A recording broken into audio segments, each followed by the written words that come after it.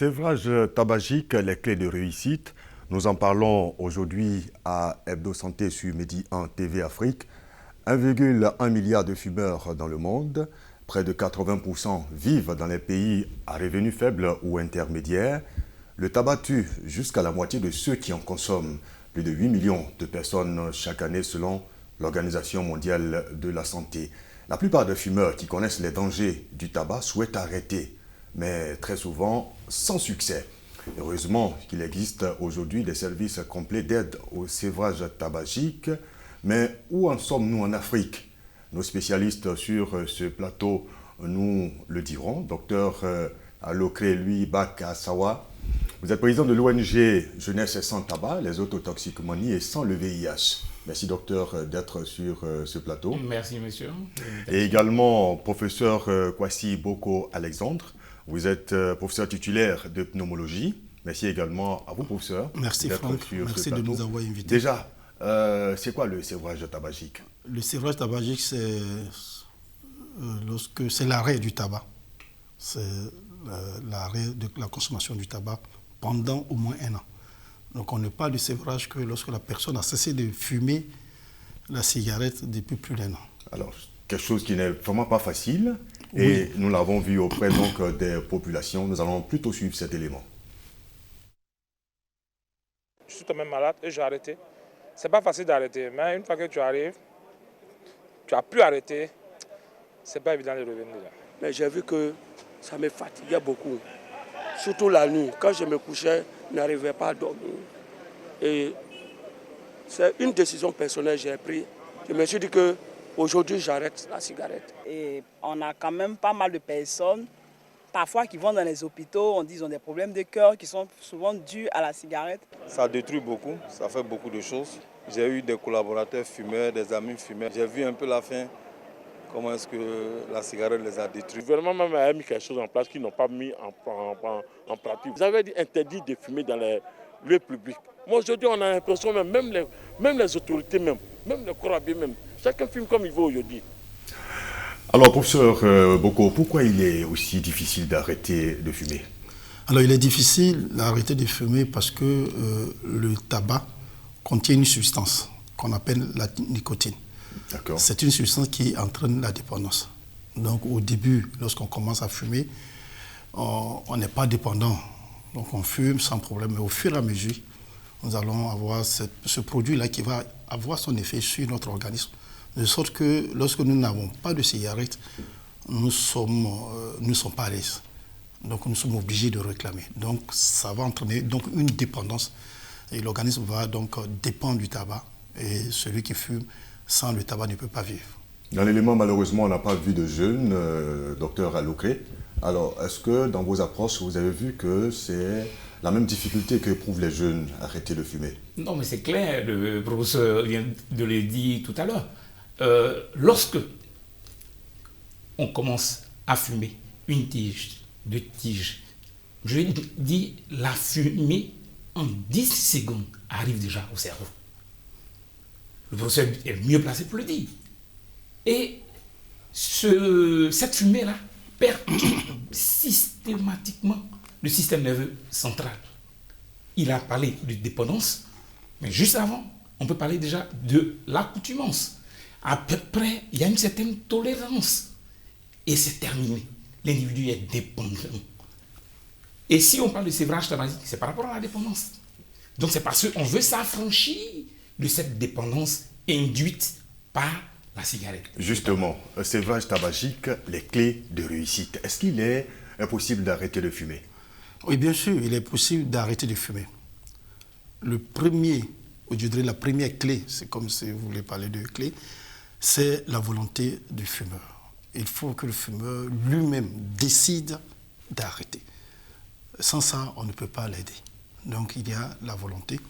Il existe donc des textes pour apprécier cette volonté.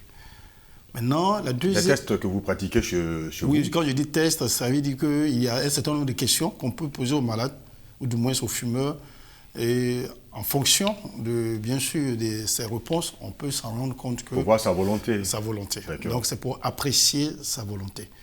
Maintenant, il y a aussi la dépendance.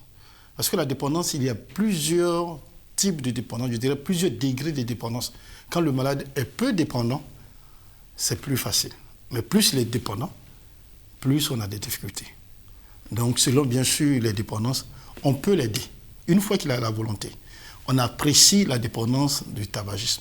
Et en fonction de cette dépendance, on peut associer les médicaments. Et comment est-ce que cette dépendance peut se mesurer, professeur? Cette dépendance est mesurée par aussi un test qu'on appelle le test de Fagerström. Ce test va apprécier à quel moment, quand il se réveille, il fume sa première cigarette, est-ce qu'il est difficile, il y a 6 points dedans, il y a 6 points, 6 items. Est-ce qu'il est difficile de ne pas fumer lorsque il est malade? Ou bien, voilà, donc c'est un certain nombre de questions qu'on va poser au malade, ou du moins au fumeur, et celui-ci, après donc ses réponses, on va totaliser et on saura s'il est peu dépendant, moyennement dépendant ou il est très dépendant. Et après cette étape, Pour les malades, selon la dépendance, on peut les aider en donnant des substituts nicotiniques. Parce que, comme nous l'avons dit, il y a une substance qui est à la base de la dépendance qu'on appelle la nicotine. Et c'est cette substance-là qui, il a dit, dès que vous prenez une bouffée, en 7-10 secondes, cette substance va au cerveau. Et donc, ça va stimuler le cerveau. Et donc, celui qui a envie de fumer sera à l'aise. Parce qu'une fois qu'il prend une bouffée, très rapidement, il est soulagé. Mais donc, on va lui donner un produit, un médicament, qui est à base de nicotine. Et ce produit donc, va jouer le rôle de la nicotine contenue dans la cigarette, de sorte que la personne n'aura plus de syndrome de manque, n'aura plus besoin de fumer. Donc, le médicament remplace la nicotine qui est dans le tabac. Mais cette fois-ci, c'est une nicotine qui est lissée. Ce n'est pas des pics, parce que la nicotine qu'on a dans le tabac, ça vient par des bouffées, donc c'est des pics. Et c'est ça qui stimule, je dirais, dangereusement le cerveau. Donc c'est une nicotine lissée et qui va permettre donc très à la longue d'arrêter de fumer. À l'instant, vous avez parlé de tests. Est-ce qu'un candidat au sevrage tabagique peut peut-être échouer au test? Ah non, ce n'est pas des tests d'évaluation. Quand on parle de tests, si vous voulez, c'est des questions qu'on pose. Pour voir la volonté soit de sevrage, oui. Est-ce qu'il a la volonté de sevrer? Alors, ce que je voulais savoir, est-ce qu'à partir de ces tests, vous pouvez savoir s'il n'a vraiment pas la volonté? Bien sûr. Et le récaler, par exemple, pour... Bon, on ne récale pas. Mais ça veut dire que si on lui demande, est-ce que vous avez... Parce qu'on peut lui demander, bon, est-ce que vous avez la volonté? On a des questions simples, hein, comme on peut mesurer. On dit, bon, si vous avez la volonté, quelle est votre volonté de 0 à 10? Si vous êtes très décidé, c'est 10. Vous n'êtes pas du tout décidé, c'est 0. Mais vous vous situez où? Il peut mettre 10 pour dire qu'il est très décidé. Il peut mettre 5 pour dire qu'il est moyennement décidé. Et s'il y a des questions aussi qu'on lui demande, est-ce que vous allez pouvoir arrêter d'ici 6 mois? Quelle sera votre situation de tabagisme d'ici 6 mois?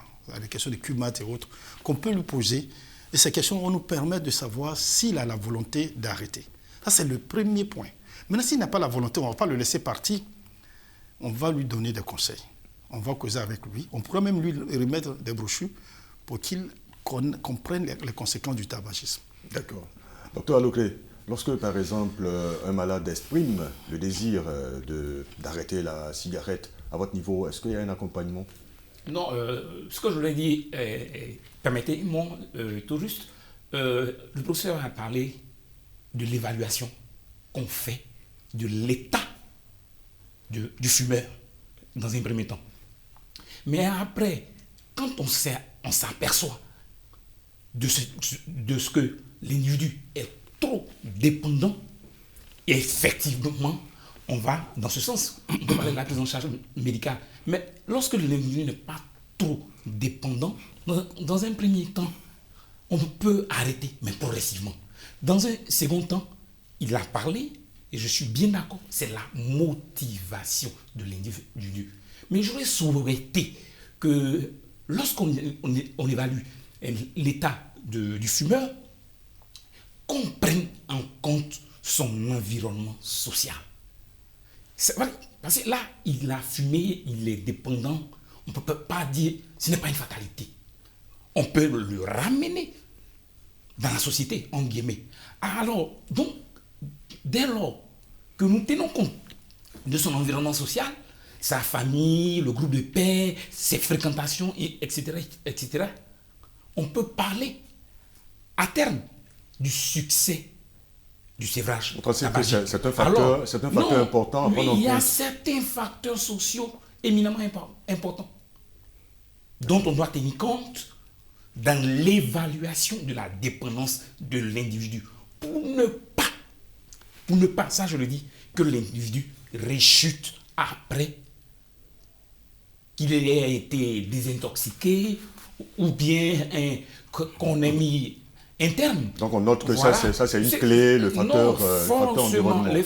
Oui, facteur socio-environnemental. Oui, c'est tout à fait. En fait, je rebondis dans l'évaluation dans chose de cette dépendance. D'accord. Voilà. Alors, professeur. En fait, je n'ai pas donné toutes les clés. Toutes les clés, hein. Voilà, parce que d'accord. Mais nous, on a besoin de toutes les clés parce qu'on veut savoir un peu. Je veux dire que chaque fumeur a une particularité, Donc, on ne peut pas appliquer les mêmes choses sur le même fumeur. Il y a effectivement les premiers éléments que nous, on utilise. Est-ce qu'il est motivé? S'il n'est pas motivé, comment stimuler la motivation? Ça, c'est le premier point. Deuxième, s'il dit qu'il veut vraiment, c'est vrai. On veut apprécier, est-ce qu'il est, il est trop dépendant? S'il est trop dépendant, on va l'accompagner avec une médication. S'il n'est pas trop dépendant, des conseils simples suffisent pour pouvoir l'aider. Maintenant, il y a bien un certain nombre de facteurs. Il y a l'environnement, mais l'environnement, c'est plus simple pour le malade. Bien sûr, souvent, on est dans un groupe et tous nos amis fument. Donc, ce n'est pas facile. On lui dit qu'il faut chercher à se détacher du groupe. En fait, la cigarette, c'est une vie, c'est un mode de vie. Et donc, le médecin qui prend en charge le fumeur, c'est dire au malade ou au fumeur de changer de vie. C'est ça, en fait. Ça, c'est comme ça qu'il faut comprendre la chose. C'est un mode de vie. Je vis, je fume, je vais boire l'alcool, je suis avec des amis. Quand il y a une petite fête, il faut qu'on boive, qu'on prenne la cigarette. Ça, c'est un mode de vie. Mais c'est ce mode de vie-là que nous, en tant que médecins, de changer. Il doit changer ce mode de vie. Voilà. Maintenant, il y a l'environnement qui agit, comme il a dit, qui a un impact, mais il y a aussi le type de consommation. Parce qu'on a fait des études qui montrent que la plupart des fumeurs, en tout cas un nombre important de fumeurs, prennent aussi de l'alcool. Donc vous savez, quand vous commencez avec l'alcool, ça vous amène à fumer. Ou bien vice-versa, vous fumez, vous avez envie de prendre un peu d'alcool. Ce sont des facteurs qui induisent justement la consommation. Et même on allait même jusqu'à certains qui prennent aussi la drogue. Maintenant, il y a un certain nombre d'éléments qu'il faut. Il y a aussi le tas psychologique de celui qui doit être serré. Si, par exemple, il a des difficultés, ou bien c'est quelqu'un qui travaille, qui est stressé. Alors, il s'est dit que pour vaincre le stress, il me faut prendre une cigarette. Et donc, la cigarette devient comme une médication, un médicament. Donc, devant le stress, il prend sa cigarette, il la laisse.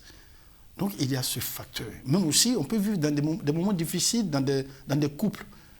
Et le monsieur ou la dame peut se réfugier dans la cigarette pour pouvoir faire face aux difficultés que la personne traverse. Donc, en fait, c'est un certain nombre d'éléments. C'est pourquoi, quand j'ai parlé des tests, il y a les deux, mais c'est plusieurs tests. On peut même aller voir si la personne n'est pas une personne dépressive ou bien une personne anxieuse.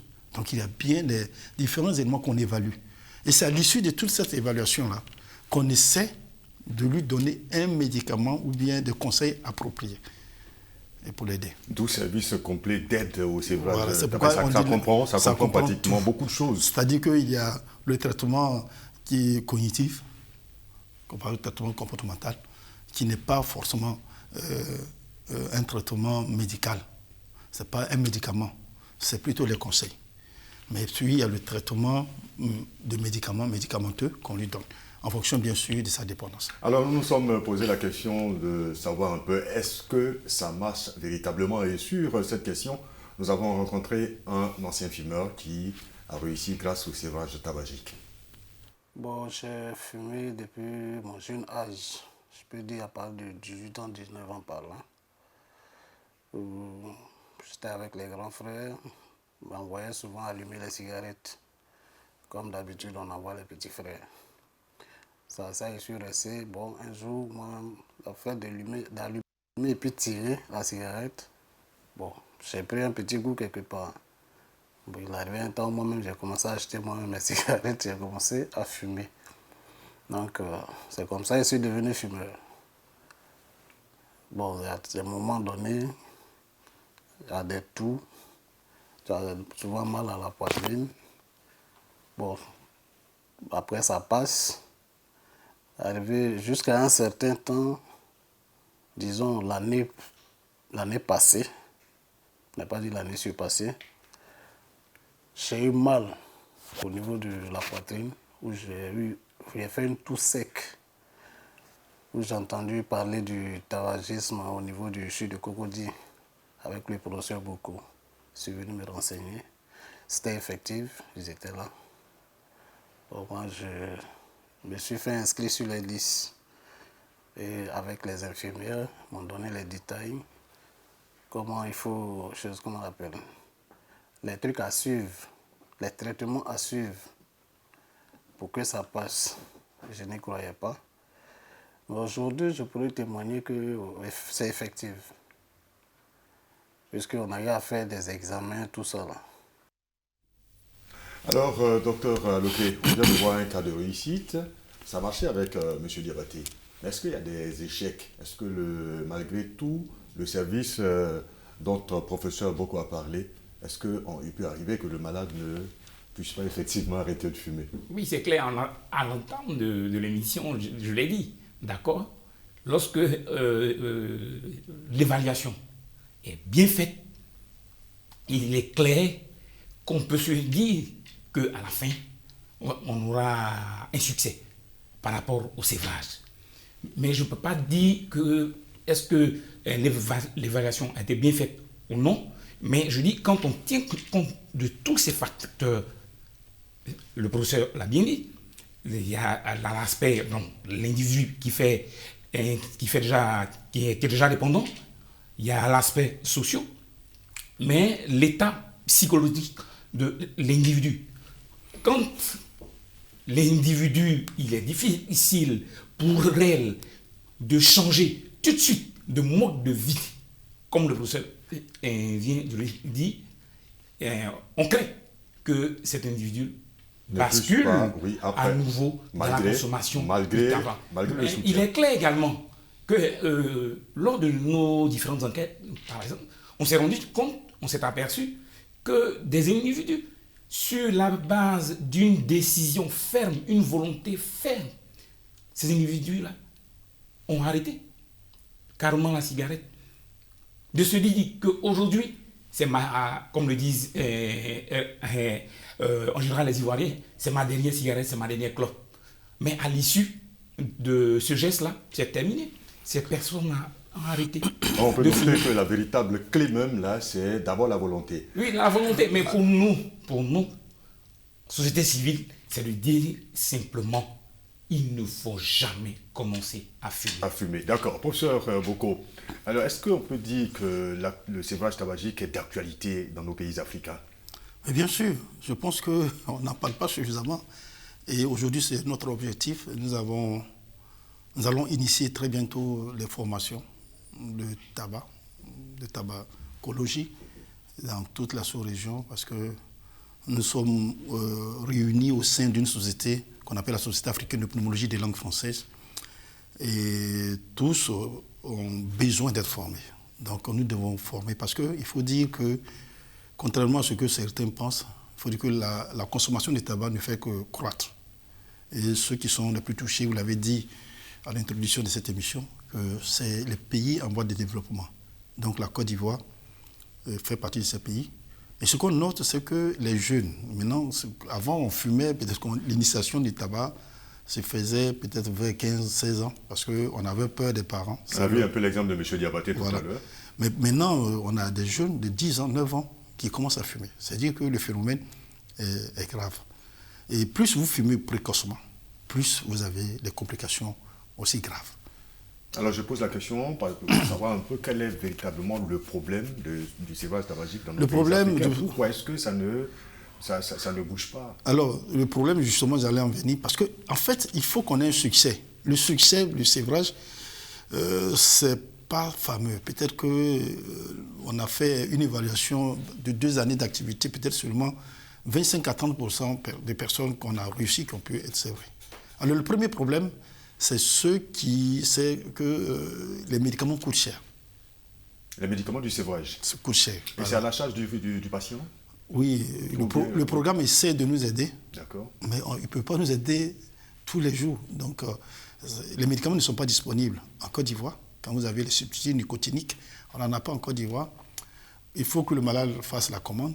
Et quand vous connaissez l'état économique de nos populations, c'est une population économiquement, je dirais, à revenu faible. Et surtout le tabac, c'est ceux qui sont pauvres qui fument plus. Donc vous comprenez que pour sévrer, c'est difficile. Ça, c'est le premier élément, c'est-à-dire que le médicament coûte cher et les médicaments ne sont pas disponibles. À côté de ça, docteur Alokle, vous ne pensez pas qu'il y a l'absence de loi? De loi? Non, aujourd'hui, je suis heureux de parler de loi. Et à propos, je m'en vais tout de suite.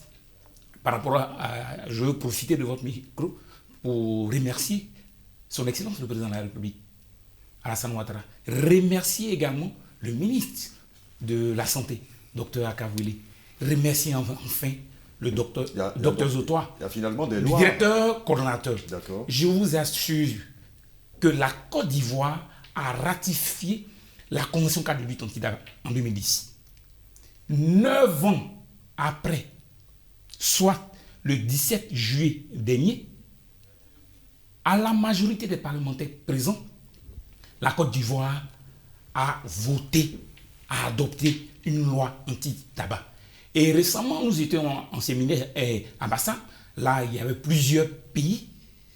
Tous ces pays s'accordent pour dire que la Côte d'Ivoire est un exemple en matière de loi. Qu'est-ce que cette loi va apporter dans la lutte contre le tabagisme et principalement le sévrage tabagique? D'accord. Un aspect, l'interdiction formelle de publicité. Et désormais, vous allez voir dans 6 mois ou bien dans 5 mois, 8 mois, il y aura désormais, tout comme au Sénégal et au Burkina cette année, il y aura les mises en garde sanitaires. C'est-à-dire que les images qu'on va mettre maintenant sur les paquets de cigarettes. Désormais, il est interdit en Côte d'Ivoire, lorsque cette loi-là sera promulguée, j'en suis sûr, de dire à un enfant, à un adolescent, d'aller acheter maintenant la cigarette. On parle désormais de 18 ans. Je vous assure, 18 ans. Par le passé, ce n'était pas le cas. Mais avant de parler de tout ça, c'est vrai, la question du sévrage, cette question est importante. Mais en amont, c'est quoi? C'est l'accessibilité du produit. En amont, il y a quoi? Il y a la demande également. Mais très rapidement, il y a un projet qu'on appelle, il y a un projet sur le commerce illicite, d'accord, des produits du tabac, pour éliminer le commerce illicite. Là, on va réduire l'offre du tabac. Parce que maintenant, il y a la contrefaçon, il y a la contrebande. Il y a également on va augmenter les taxes. Il y a également ceux qui cultivent le tabac. Oui, mais non, désormais, dans cette loi, il est interdit en Côte d'Ivoire la culture industrielle du tabac. Et là-dessus, le CPC aide beaucoup le ministère de la Santé. Parce que tous ceux qui viennent investir maintenant en Côte d'Ivoire sur les questions de tabac, sur les questions de chicha, de narguilé ou bien de la cigarette électronique, tout ça est maintenant interdit en Côte d'Ivoire. Merci beaucoup, docteur. Je pense que c'est une loi qu'il faut saluer. Alors, professeur, nous allons terminer avec vous. Quelles sont ces grandes mesures? Qu'est-ce qu'il faut véritablement pour réussir la lutte contre le tabagisme dans nos pays africains et aider au sévrage tabagique? Oui, en fait, il faut saluer la Côte d'Ivoire, il faut saluer cette action. Mais j'avoue que pour moi, c'est la lutte encore timide. Pour moi, c'est ma façon de voir. La lutte est timide parce que cette loi, c'est depuis la Convention 4, cette loi émane de la Convention 4, vient de la Convention 4 qui a été décidée depuis 2002-2003. Et la Côte d'Ivoire avait signé. C'est 10 ans après que la Côte d'Ivoire ratifie. Et c'est 9 ans ou bien 10 ans après que la Côte d'Ivoire, vous voyez, en fait, on a perdu presque 20 ans dans cette histoire. Donc il faut booster la lutte. Il faut booster, il faut aller vite. Encore, pour moi, si c'est voté, il faut promulguer et puis il faut passer à la pratique. Et c'est là aussi qu'on verra si la chose va se faire. Parce qu'il ne suffit pas de prendre les lois pour les prendre, mais il faut forcément que ces lois soient appliquées. Et on verra donc dans la Maintenant, pour le sévrage, je pense qu'en plus d'avoir... On a un seul centre d'aide sévrage en Côte d'Ivoire, c'est le centre de pneumo dans lequel je suis. Mais je pense qu'il faut avoir d'autres centres parce que les fumées, il y en a au nord, il y en a à l'est, il y en a au sud, il y en a partout.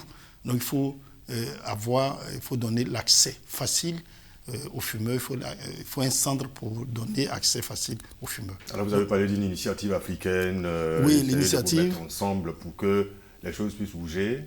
Est-ce que là, vous réfléchissez aussi à bien comment sûr, dynamiser cette lutte-là? Bon, nous avons déjà des plans d'action, nous avons des conférences, nous avons des congrès, mais nous voulons même passer à la phase, je dirais, sociale, en sensibilisant les parents. Parce que je pense que si la population n'est pas sensibilisée, nous aurons toujours des fumeurs, des gros fumeurs, et ainsi de suite.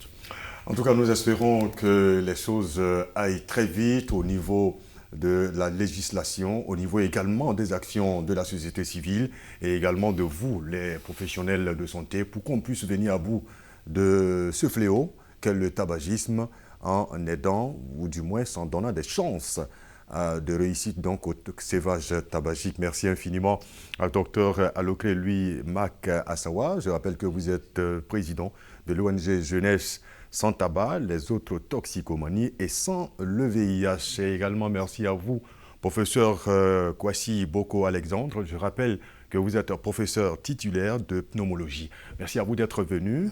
À vous, téléspectateurs de Médian TV Afrique, je vous retrouve très bientôt pour un autre numéro d'Hebdo Santé.